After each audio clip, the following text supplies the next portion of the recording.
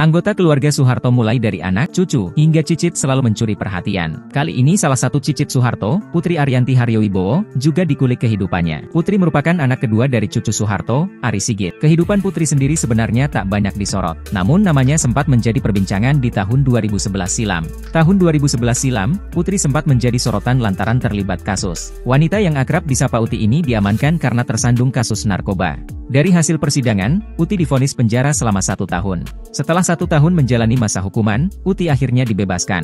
Sejak bebas dari penjara, kehidupan Uti tak banyak disorot. Ternyata Uti telah menikah dengan seorang bule asal Italia di tahun 2016 silam. Bule Italia yang beruntung ini diketahui bernama Luigi Ferrara. Saat menikah, Uti Wibowo mengusung adat Jawa dengan memakai riasan paes Solo. Dari pernikahan tersebut, Uti dan Luigi telah dikaruniai 2 orang putra yakni Savio Harjo Ferrara dan Tasio Harto Ferrara. Kedua putra Uti juga tampak menggemaskan karena berwajah bule. Tak terjun ke politik, Uti justru memiliki passion di bidang kuliner. Ia tampak asyik membuat kue dan dinikmati bersama anak-anak. Dalam unggahan di akun Instagram pribadinya, Uti Wibowo juga lebih banyak menghabiskan waktu bersama keluarga kecilnya. Uti Wibowo juga cukup dekat dengan keluarga Cendana. Beberapa kali ia membagikan potret kebersamaan dengan keluarga besarnya ini. Selain itu, Uti Wibowo juga cukup dekat dengan mertuanya yang merupakan orang Italia.